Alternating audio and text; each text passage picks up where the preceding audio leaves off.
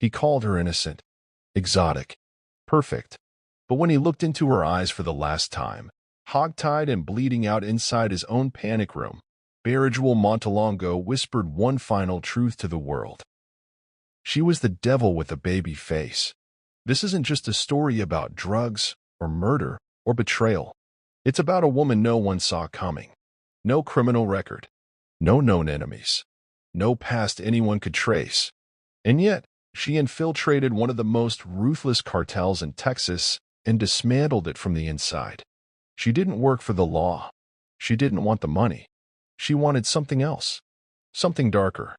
Within weeks of saying I do, 9 people were dead, $1 billion empire had crumbled, and America had crowned a new viral obsession, the beautiful, wide-eyed woman who painted herself as a victim, but had everyone playing her game.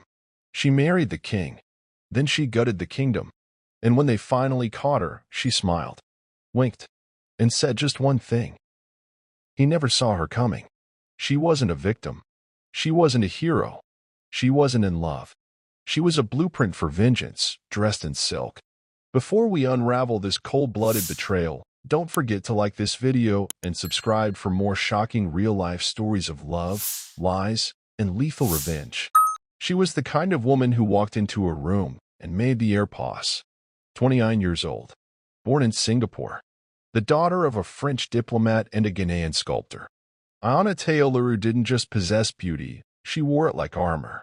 Her upbringing was an international mosaic. Private schools in Geneva, summers in Accra, winters in Montmartre. She spoke 4 languages, English, French, Mandarin, and Spanish, each with a different smile. She earned her degree in financial forensics from NYU at 21 and had been working as a high-level financial analyst in Houston ever since. On paper, she was the perfect global citizen, brilliant, cultured, clean. No arrests, no scandals, no debts. Her Instagram fed the fantasy. Museum dates, espresso shots, rooftops, soft-filtered sunrises, and the occasional Chanel handbag cradled like a pet. She kept a low profile, rarely spoke about her personal life, and never stayed in one job for too long. That wasn't due to instability. It was strategy. Every move she made had precision. Every friend, every conversation, every glance, it was all curated. She wasn't hiding. She was preparing. Then came Dallas. A luxury car auction at the Omni Hotel downtown. September heat rising off the concrete like smoke. Ayanna was there to observe, technically. She claimed to be scouting investment opportunities for an international client. But her eyes weren't on the Lamborghinis or Bentleys. They were on a man. Betrayal Montalongo introduced himself as Benjamin Marquez, a tequila importer from Jalisco with quiet wealth and sharper eyes. No neck tattoos. No flash. No entourage. Just an expensive suit, a vintage Omega watch, and a voice like poured mezcal. He watched her, the way a panther watches stillness in the jungle, deliberate, patient, calculating. To the world, Barra was invisible. Behind the alias, in the clean suits, was a ghost, a cartel architect who built empires without ever leaving fingerprints. Unlike his rivals, he didn't rely on violence. He bought silence. He used charm as a weapon, business as camouflage, and loyalty as a leash. But what he didn't know was that Ayanna had been watching him first. Their courtship was fast, intoxicating, cinematic. Within days, he sent a driver to her office. Within a week, she was flying in helicopters over his agave fields in Jalisco. Private chefs. Diamond earrings. Sunset dinners where no one asked real questions. He showed her a world few ever saw, and she studied it like scripture. 2 months later, she moved into his estate just outside Laredo. A sprawling, ultra-modern ranch surrounded by dry scrubland and electric fences. Inside, Italian marble floors, floor-to-ceiling windows, a helipad, a hidden underground vault, and a panic room she wasn't supposed to know existed. Surveillance cameras in every hallway. Quiet men with soft eyes who never smiled. A security team that didn't wear uniforms, but had the gait of ex-military. None of it fazed her. Ayanna played her part to perfection. She was the sweet new wife-to-be, always just out of earshot when deals were made. always accidentally forgetting which car had the satellite phone, always asking innocent questions with an innocent smile. But behind that smile, a storm was building. A calculation was unfolding. She wasn't just moving in. She was moving pieces. She was no accident. Ayanna Teo-LeRoux didn't stumble into the arms of a cartel kingpin by fate or fantasy. She carved her way into his world with the precision of a surgeon and the patience of a saint. For 7 years, she had been hunting Betrayal Barra Montalongo. 7 years of research, movement, reinvention. Not for money, not for glory, and not for closure. Something far deeper burned inside her, a fire that had no off switch. She wasn't a cop. She wasn't a spy. But she knew how to play both. By the time she entered Barra's orbit in Dallas, she had already memorized his aliases, mapped his offshore accounts, tracked shipments coded as blue agave extract into the port of Galveston. She had built a quiet archive of his life, photos, voice recordings, encrypted text pulled from burner phones. She knew what tequila he drank, what books lined his study, and what kind of women he'd let close. She became one. And then she became closer than anyone ever had. But getting into his bed wasn't enough. To destroy an empire like Barra's, Ayanna had to become the skeleton of it. The first move? Tay Mabry, Barra's right hand. A man feared from East St. Louis to Baja.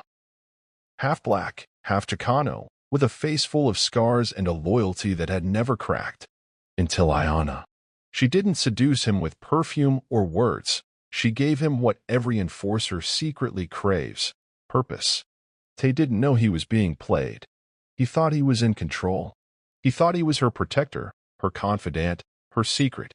But while he slept, she was up, installing keyloggers on cartel-issued sat phones, cloning encrypted SIM cards, logging every password, every shipment schedule, every name. She studied the layout of every estate, every tunnel that snaked beneath the border, every weapons cache buried beneath the ranch. She made mental maps, practiced exit routes in her mind like choreography. She didn't flinch when the bodies dropped. She didn't blink when money changed hands. And when the time was right, she didn't hesitate to become his wife. It happened in secret. Under a borrowed name, with forged documents, and a justice of the peace who had no idea he was marrying the devil to her prey. It was a private villa near Lake Travis, surrounded by glass walls and armed guards sipping cocktails. The vows were fake. The ring was real. And the kiss that sealed it was the beginning of the end. To Barra, Ayanna was now untouchable, his wife, his trophy, his prize. But to Ayanna, it was just another layer of camouflage. She didn't come to love him. She came to gut him from the inside. And he welcomed her in, with open arms. The mission was no longer infiltration. It was demolition. And the first cracks were about to show. It didn't take long. 48 hours after the wedding, Ayanna Teo-LeRoux slipped out of her silk robe and into the shadows of a woman with a mission. She had vowed to be his wife until death did them part. She just didn't say whose. The honeymoon began in San Miguel de Allende, a picturesque facade of colonial villas and candlelit alleys. But beneath the cobblestones, blood was already beginning to pool. Her first move was surgical. Tay Mabry, the man who once lay in her bed, who once whispered plans and passwords into her ear, became her first offering to chaos. Over a quiet brunch at a private hacienda, she handed him a tall glass of horchata, sweetened with homemade cinnamon syrup and fentanyl-laced cyanide. The last thing he tasted was betrayal. He collapsed beside the pool, convulsing under the warm Mexican sun as guests screamed and staff scrambled. But Ayanna didn't scream. She didn't flinch. She simply placed a napkin in her lap and sipped her mimosa. Before Tay's body cooled, his phone, lifted by Ayanna the night before, was already en route to the DEA. She geotagged it with false leaks, routed it through a burner tower just outside Laredo, and loaded it with enough fabricated evidence to paint him as a rat. The agency would see Tay as the mole inside Barra's empire. Barra would believe it too. And with his trust in Tay shattered and buried, Ayanna had just removed the one man capable of sniffing her out. But dismantling a kingpin's trust wasn't enough. Ayanna wanted to burn the throne. Her next move was as perverse as it was brilliant. Cruzito Montalongo, Barra's 19-year-old son, was arrogant, lost, and fueled by his father's money and hatred. Ayanna saw the weakness in him like a hairline fracture in glass. She didn't need weeks to manipulate him, just a bottle of Don Julio 1942 and the illusion of intimacy. One drunken night in the wine cellar of the ranch, Ayanna lured Cruzito in with laughter and low whispers. The cameras she planted captured every blurred line, every whispered phrase, every blurred boundary. She didn't stop at seduction.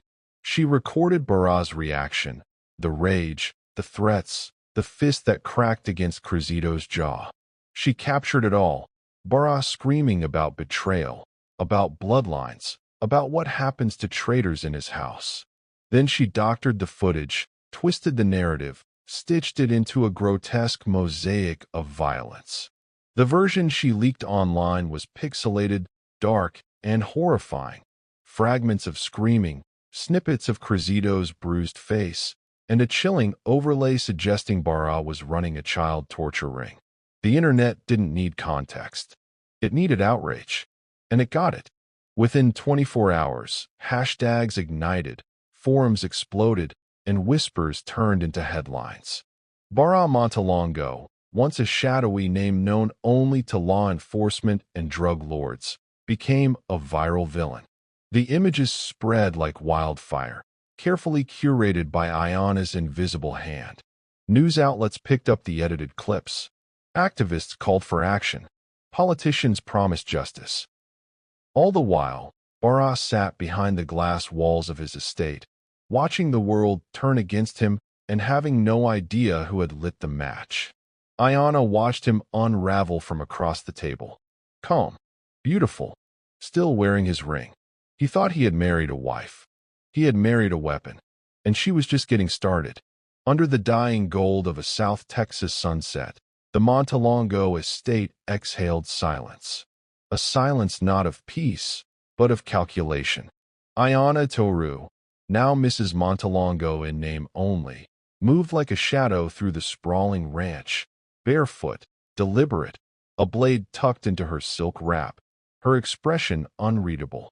For days, she had been preparing the final act. She had studied the rhythms of the staff, the guard rotations, the camera blind spots. She knew the house better than the man who owned it. It began with a lie. She burst into the study, eyes wide, breath ragged, clutching her phone.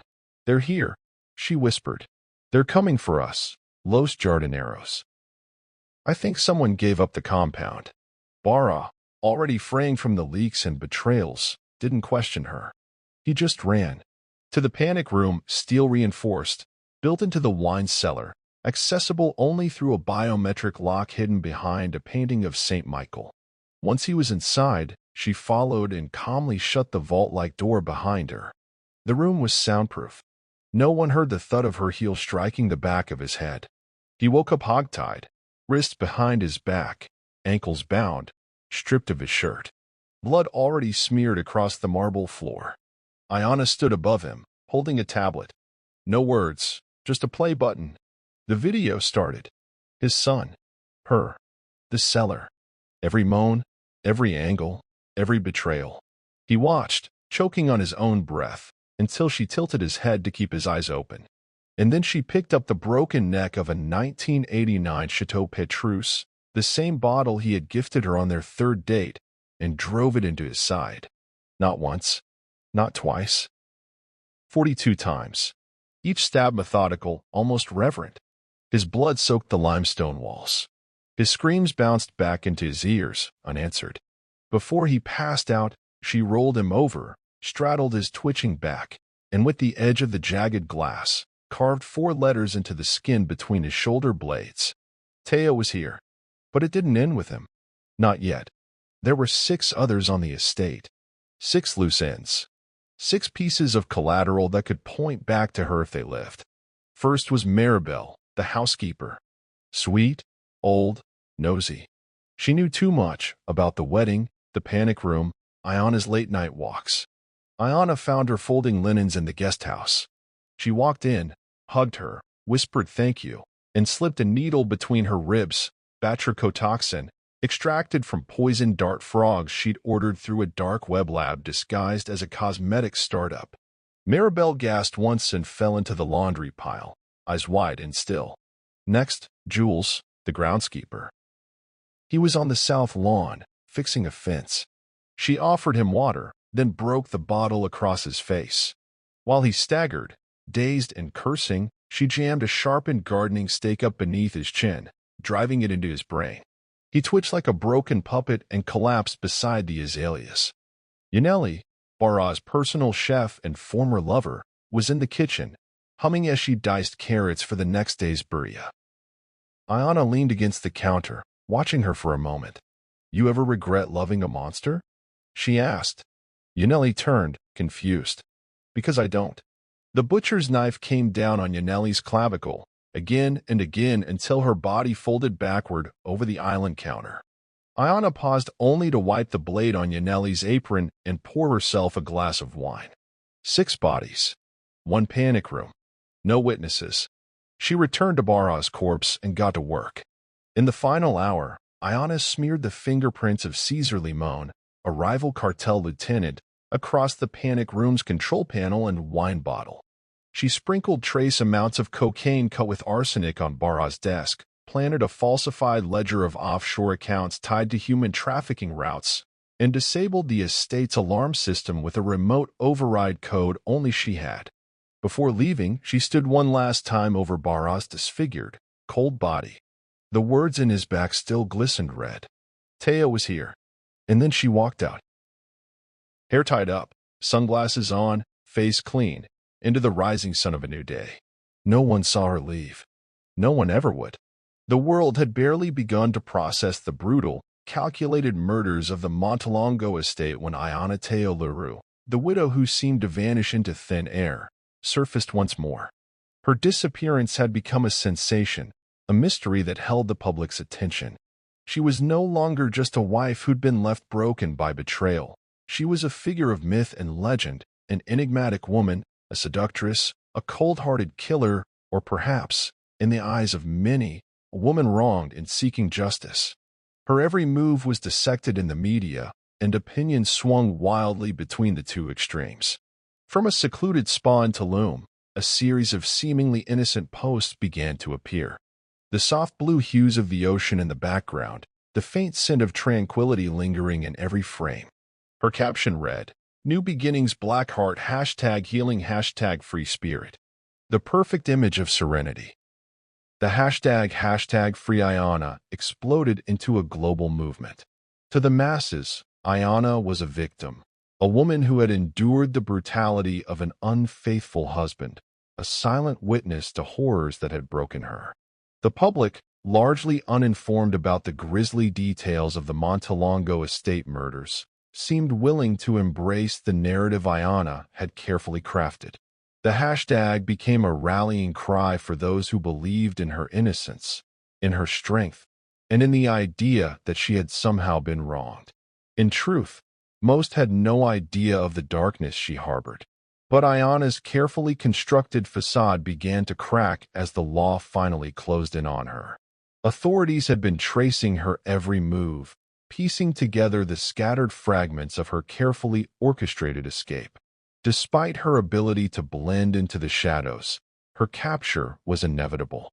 It was on October 19th when the Mexican authorities finally laid their hands on Ayanna. She had disguised herself as a nun, one of the oldest tricks in the book, a last act of calculated defiance, as though the religious habit could somehow cleanse her sins. She had arrived at the border to Juarez, her face hidden beneath a veil of faith, slipping through the cracks of a world that was closing in on her. But as fate would have it, she was caught at the border crossing, her identity uncovered in a swift, decisive moment. The smugglers she'd been working with had sold her out, or perhaps the authorities were just too close. In any case, her game of hiding in plain sight had come to an end. Her mugshot was released to the world, quickly going viral. The image showed her looking almost serene, defiant yet composed. There she was, standing behind the cold metal bars, a woman whose mind had been shaped by years of revenge and calculated cruelty. But what truly sent shockwaves through the internet was her smile, small, almost imperceptible, but undeniably there. It wasn't the smile of a woman defeated or broken. It was the smile of someone who had done exactly what they set out to do, someone who felt victorious. And then, as the world watched in stunned silence, Ayanna whispered something that would become infamous, etched into the public consciousness for years to come. As the camera snapped the final shot, she leaned slightly toward the officer, her voice soft yet clear, and said, "He shouldn't have smiled at my sister like that." It was an admission, a revelation, and yet a statement that only deepened the mystery. What did she mean? Who was her sister? What kind of bond had been shattered? The ambiguity only added fuel to the fire, leaving the public wondering how deep the web of Ayanna's revenge truly went. Was her quest truly about justice? Or had it been about something darker? The response was swift. Social media erupted in a frenzy, with threads dissecting every word she'd said, every inch of her expression. The people who had once rallied behind her as a symbol of strength and vengeance now found themselves torn. Some argued that she was a hero who had taken down a cartel empire, while others were disgusted by her ruthlessness, her unrepentant grin, and the chilling reminder that she had been playing a long, deadly game from the very beginning. In the coming days, as the investigation moved forward, the truth about Ayanna's actions, her seduction, manipulation, and bloody execution of T. Symbol, an embodiment of the fine line between victim and villain, revenge and reckoning. As the world continued to react to her arrest, one thing became undeniable. Ayanna's story was far from over. In fact, it was just beginning. It wasn't until Ayanna Teo-LeRoux sat cuffed beneath the dim flicker of an interrogation lamp that the world finally began to see her for what she truly was, not a fragile widow, not an exotic socialite, not even a grieving victim of marital deception. Ayanna was a woman forged in fire, sharpened by grief, and driven by something colder than revenge. She was a long-buried storm finally breaking surface. The truth began to unravel in layers, peeling back the elegant image she had curated like lacquered skin. Behind the poise and polish was a woman who had spent nearly 2 decades playing the longest, darkest game imaginable. The name that unlocked it all, Serafina Teo. Serafina, Ayanna's half-sister, was barely 17 when she disappeared during a gap year in Bali in 2008. At first, the case received modest international attention, another beautiful girl lost in paradise. But while police floated theories of drowning or jungle mishap, Ayanna's mother, scarred and near-mute with trauma, received an anonymous email weeks after Serafina vanished. It contained one thing, a grainy, time-stamped photo of Serafina, bruised, chained to a filthy radiator, her eyes dull with drug-induced fear. 3 days later, her burned corpse was discovered behind a derelict plantation house near a compound linked to the Montelongo cartel's Southeast Asian front. No one was ever charged. The Indonesian authorities closed the case as a foreign drug casualty. But Ayanna knew. She knew. Her sister hadn't just been collateral damage. She had been a target, trafficked, tortured, and discarded by a man who would later dare to place a wedding ring on Ayanna's finger. From that moment forward, Ayanna's life ceased to belong to her. She wasn't a woman anymore, she was an instrument. Vengeance wasn't just her motive, it became her identity. She changed her name, severed ties with her father's side, paid for schooling with scholarships and stolen credit, moved between continents with the fluidity of smoke. And she studied, oh, how she studied. Economics, behavioral psychology, forensic criminology, all the while keeping tabs on one name, Betrayal Montelongo. She followed his empire spread, first heroin, then girls, then organ farms. His expansion into Texas was a gift. It gave her access. She built a persona tailored to entice a man like Bara. Elegant but not icy, submissive but self-assured, smart but never threatening. Every movement, every blink, was calibrated for seduction and trust. Her resume was a masterwork of fabrication. Fake internships, untraceable degrees, bilingual certifications that masked her fluency in hacking, surveillance, and covert operations. She dated men who had connections to underground shipping routes, ex-military smugglers, one DEA informant. All of them temporary, all of them stepping stones. And when she found her mark, Tame Mabry, Barra's second-in-command, she didn't flinch. She didn't fall into Barra's world. She built the staircase that led her directly into his bed, his vault, his trust. She wasn't just infiltrating a man. She was disassembling an empire with the patience of a surgeon and the ruthlessness of a predator. Every glass of wine shared with Barra was theater. Every kiss was rehearsed. Even their marriage, whispered under candlelight near the shores of Lake Travis, wasn't a mistake. It was the final lockpick, the last key to enter the panic room where his empire and his fate waited for her blade. She had trained in Krav Maga, not yoga. She ran daily not for vanity, but for evasion. She memorized chemical formulas, mastered poisons that left no trace, and learned how to disable surveillance with the press of 2 keys.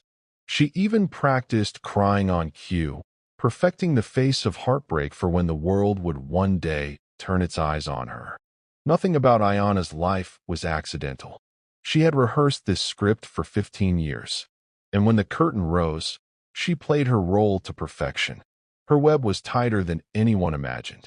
She'd bribed housekeepers, manipulated Cruzito into the one act that would fracture the Montalongo family from the inside. She recorded everything, every beating, every slur, every secret hidden in that ranch estate. Her goal wasn't just to kill Barra. It was to erase him, to soil his legacy, dismantle his reputation, and flood the streets with the blood of his closest allies. Even in captivity, Ayanna refused to beg or deny. There were no pleas for mercy, no sorrow. Just one truth she repeated in every interview, court hearing, and psychiatric evaluation. He murdered Serafina. I only ended what he started. And somehow, despite the carnage, the methodical savagery, and the bone-chilling calm in her voice, a part of the public still believed her. Some saw her not as a monster, but as a mirror, a reflection of what grief can become when left unanswered for too long. Ayanna Teo-LeRoux didn't snap. She waited. She didn't go looking for justice. She became it. And by the time the world figured out who she really was, it was far too late to stop her. The courthouse was a fortress that day, swarming with press vans, protesters, curiosity seekers, and the silent weight of history. Everyone knew this wasn't just a trial. It was theater. It was reckoning. It was the culmination of a bloody operatic revenge, performed not with guns blazing, but with a surgeon's scalpel, and now, Ayanna Teo-LeRoux was taking center stage again. She entered the courtroom in a fitted charcoal suit, no makeup, no jewelry, no expression. Just those sharp, almond-shaped eyes that seemed to slice through marble. She declined public defense, refused a plea bargain. Against the state's recommendation and her own legal team's advice, Ayanna elected to represent herself.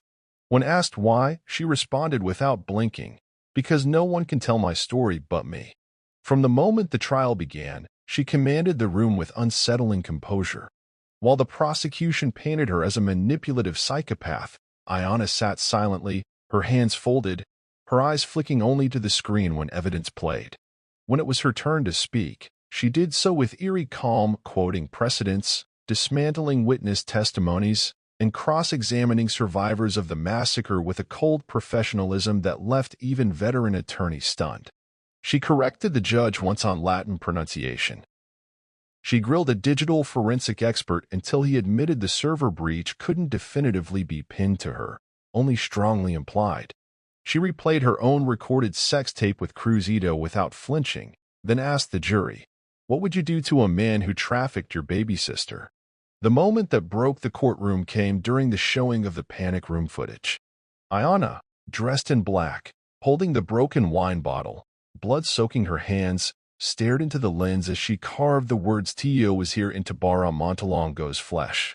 Her face was emotionless, efficient. A juror fainted before the footage was halfway through. Another vomited. The judge paused court for recess. Ayanna sat quietly through it all, as if she were observing someone else's crime. The public was divided.